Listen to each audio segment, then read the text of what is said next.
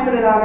இதனால் இந்த காலங்களிலே கர்த்தரை அவருக்கு பலப்படுத்தும்படியே நமக்கு தருகிற வார்த்தை ரூத்தின் சரித்திரம் அதனுடைய 2வது அதிகாரம் அதனுடைய 9வது வசனம். அவர்கள் அறுப்பறுக்கும் வயலினை பார்த்து அவர்கள் பிறகே போ, ஒருவரும் உன்னை தொடாதபடிக்கு வேலைக்காரருக்கு கட்டளையிட்டு இருக்கிறேன். உனக்கு தாகம் எடுத்தால் தண்ணீர் குடங்கள் அண்டைக்கு போய் வேலைக்காரர் முண்டு கொண்டு வருகிறதிலே குடிக்கலாம் என்றான்.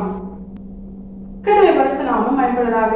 வசனத்தை கொண்டுதான் தேவஜனங்களாக நம்ம இன்று அவற்றை பலப்படுத்துகிறார். இந்த வசனத்தில் ஒரு பிரதானமான ஆவிக்குரிய சத்தியத்தை கர்த்தர் நமக்கு காண்பித்து தருகிறார்.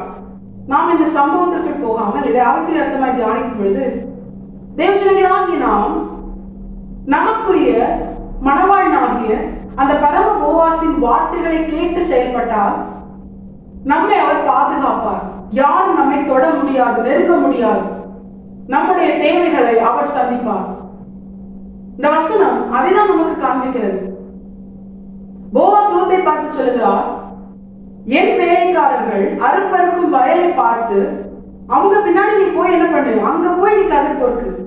அப்படி நீ செயல்படும் பொழுது, என்னுடைய வார்த்தையின்படி நீ செயல்படும் பொழுது உன்னை யாரும் தொடாதபடிக்கு நான் வேலைக்காரருக்கு கட்டளையிட்டு இருக்கிறேன். அங்கே ரூத்திற்கான பாதுகாப்பு கொடுக்கப்படுகிறது. அது மாத்திரமல்ல, உனக்கு தாகம் எடுத்தால் தண்ணீர் குடங்கள் அண்டைக்கு போய் அதிலிருந்து எடுத்துக்கொண்டு வருகிற அந்த தண்ணீரை நீ அதை எடுத்து குடிக்கலாம் அப்படின்னு சொல்லி அவளுடைய தேவை அங்கே சந்திக்கப்படுகிறது. இதே போலதான் தேவஜனங்களாகி நம்முடைய வாழ்க்கையிலும் இதற்கு அநேக ஆவிக்குரிய அர்த்தங்கள் இருந்தாலும் இன்று கர்த்தர் நமக்கு காண்பித்து தருகிற பிரதானமான சத்தியம், தேவஜனங்களாகி நாம் கர்த்தருடைய வார்த்தையை கேட்டு அதன்படி செயல்பட்டால் நம்முடைய தேவன் நம்மை காத்துக் கொள்வார். யாரும் நம்மை தொட முடியாது, நெருங்க முடியாது. நமக்கு தீங்கு செய்யும்படி ஒருவனும் நம்மை கை போட முடியாது. துஷ்டனின் முன் வழியால் கடந்து வருவதில்லை, அவன் முழுவதும் சங்கரிக்கப்பட்டான். இது கர்த்தர் தேவ ஜனத்திற்கு செய்கிற நன்மை. தேவ ஜனம் கர்த்தருடைய கண்மணிகளா இருக்கிறது என்று வேதம் சொல்கிறது. உன்னை தொடுகிறவன் அவருடைய கண்மணியை தொடுகிறான் என்று சகரியா தீர்க்கதரிசன புஸ்தகம் அவருடைய 2வது அதிகாரத்தில் கர்த்தர் தெளிவாக எழுதி கொடுத்திருக்கிறார். இப்ப நானும் நீங்களும் கர்த்தருடைய கண்மணி எப்பொழுது தெரியுமா? அவருடைய வார்த்தையை கேட்டு நாம் செயல்படும் பொழுது அவர் நம்மை கண்மணியை போல காத்துக் கொள்வார். ஒரு சேதம் நம்மை அணுகாது. உனக்கு விரோதமாய் உருவாக்கப்படும் எந்த ஆயுதமும் வாய்க்காதே போகும். உனக்கு விரோதமாய் ஞானத்தில் எழும்பும் எந்த நாவை நீ குற்றப்படுத்துவார். இது கர்த்தருடைய ஊழியக்காரன் சுதந்திரமும் என்னால் உண்டான அவர்களுடைய நீதியுமா இருக்கிறது என்று கர்த்தர் சொல்கிறார். இது கர்த்தர் வாயிலிருந்து புறப்பட்ட வார்த்தைகள் தேவ ஜனத்தை எந்த ஒரு அந்தகார கிரியைகளினாலும் பிசாசுகள் ஏற்பட்ட மனிதர்களாலும் சூழ்நிலைகளாலும் நெருங்க முடியாது, சேதப்படுத்த முடியாது. தேவஜனங்களாகி நானும் நீங்களும் கர்த்தருடைய கண்மணியா இருக்கிறோம். நம்மை பாதுகாக்க, நம்மை எந்த தீமையும் சேதப்படுத்தாதபடிக்கு கர்த்தர் கட்டளையிட்டு இருக்கிறார். நம்மை அவர் பத்திரமாய் காத்துக் கொள்வார். அதான் ஆண்டவர் வேதத்தில் எழுதி கொடுத்திருக்கிறாரு, உன் வழிகளில் எல்லாம் உன்னை காக்கும்படி உனக்காக தம்முடைய தூதர்களுக்கு கட்டளையிடுவார் என்று. இப்போ கர்த்தர் தம்முடைய தூதர்களை கொண்டு தேவஜனங்களாகி நம்மை எந்த தீங்கும் துக்கப்படுத்தாமல் சேதப்படுத்தாமல் நம்மை பத்திரமாய் காத்துக் கொள்வார். அது மாத்திரமல்ல, தேவ ஜனத்தின் வாழ்க்கையில அவர்களுடைய எல்லா தேவைகளையும் அவரை சந்திப்பார், திருப்தியாக நடத்துவார்.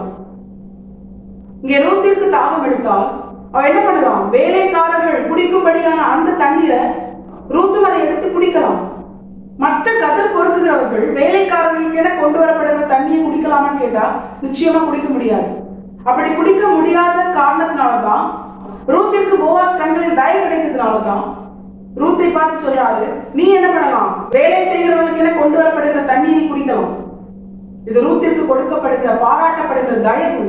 இதே போலதான் தேவஜனங்களாகி நம்முடைய வாழ்க்கையில நமக்கு கிடைக்க வாய்ப்பே இல்லாத, அனுமதியே இல்லாத, எந்த விதமான தகுதியும் இல்லாத நமக்கு கர்த்தர் செய்கிற நன்மை என்பது அது நிறைவானதா இருக்கும், பரிபூர்ணமுடையதா இருக்கும், கிரகிக்க கூடாததா இருக்கும், விவரிக்கப்பட்டால் விசுவாசிக்க கூடாத மகிமையான காரியமா இருக்கும். கர்த்தர் தம்முடைய வல்லமையை தம்முடைய ஜனத்தின் வாழ்க்கையில் வெளிப்படுத்தி அவர்களை திருப்தியாக்கி வழிநடத்துவார். இதை கர்த்தர் நமக்கு காண்பித்து தருகிறார். தேவ ஜனமாகிய நாம் கர்த்தருடைய வார்த்தைக்கு கீழ்ப்படிந்து நடக்கும். இப்படிப்பட்ட ஒரு மேலான பாக்கியத்தை, ஆசீர்வாதத்தை, கர்த்தரால் காக்கப்படுகிற அனுபவம், கர்த்தரால் திருப்தியாக்கப்பட்டு நடத்தப்படுகிற அனுபவம், இதை நாம் நம்முடைய வாழ்க்கையில் பெற்றுக்கொள்ள கர்த்தர் நம்மிடத்தில் எதிர்பார்ப்பது என்ன தெரியுமா? எப்படி போவாஸ் ரூத்தை பார்த்து, என்னுடைய வயல்ல என் வேலைக்காரர்கள் வேலை செய்யும் வயலை நீ பார்த்து அங்க போய் நீ என்ன பண்ணணும்? கதிர் பொறுக்கணும். சிம்பிளா சொல்லணும், நான் சொல்வதை நீ செய்யணும். அப்படி நீ செஞ்சுனா உன்னை பாதுகாத்து உனக்கான தேவைகளை சந்தித்து உன்னை பத்திரமாய் பார்த்துக் கொள்ள நான் போதுமானவராக இருக்கிறேன் என்று இந்த சம்பவத்தில் இந்த கர்த்தர் நமக்கு எச்சரித்து உணர்த்துகிறார். தேவஜனங்களாகி நாம் எல்லா சூழலையும் கர்த்தருடைய வார்த்தைக்கு கீழ்ப்படியணும். கர்த்தருடைய வார்த்தைக்கு மட்டும்தான் கீழ்ப்படியணும். மனுஷர்களிடத்திலிருந்து வருகிற ஆலோசனை, எல்லா விதமான வார்த்தைகள், இது நம்முடைய செவிகளில் கேட்டாலும் அதை கர்த்தருடைய சமூகத்தில் வைக்கணும். அது கர்த்தருக்கு சித்தமா இல்லையா? அப்படி கர்த்தருக்கு சித்தமானதா இருந்தால் அவர் வார்த்தையினால் நமக்கு தெரியப்படுத்துவார். அப்பொழுது நாம் அதை ஏற்றுக்கொண்டு அதன்படி செயல்படணும். அப்படி கர்த்தருக்கு சித்தம் இல்லையா, அதையும் நம்முடைய வார்த்தையினால் கர்த்தர் தெரியப்படுத்தும் பொழுது தேவஜனங்களாகி நாம் அதை செய்யாதபடிக்கு, அதை நம்மை விட்டு அப்புறப்படுத்தி கர்த்தருக்கு பிரியமான கிரியைகளை மட்டுமே செய்ய, அவருடைய வார்த்தைக்கு மட்டுமே கீழ்ப்படிய தேவஜனங்களாகி நாம் நம்மை முழுமையாக கர்த்தரை பார்த்து அர்ப்பணிக்கும் பொழுது கர்த்தர் நம்மை பத்திரமாய் கண்மணியை போல காத்து, நம்மை சுற்றி அக்னி மல்லா இருந்தவர் பத்திரமாய் பாதுகாத்து, ஒரு தீமையும் நம்மை தொடாதபடிக்கு கண்மணியை போல அவர் நம்மை காத்துக் கொள்வது அதிக நிச்சயம்.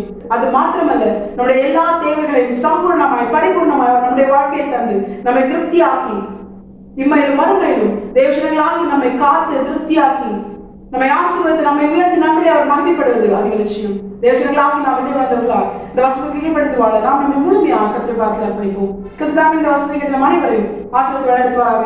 கர்த்தரை பரிசுத்தம் மட்டுமே மகிமைப்படுவதாக. மாரநாதா இயேசு வருகிறார். ஆயத்தமாகவும் பிரயாசப்படுத்துவோம். ஆமென்.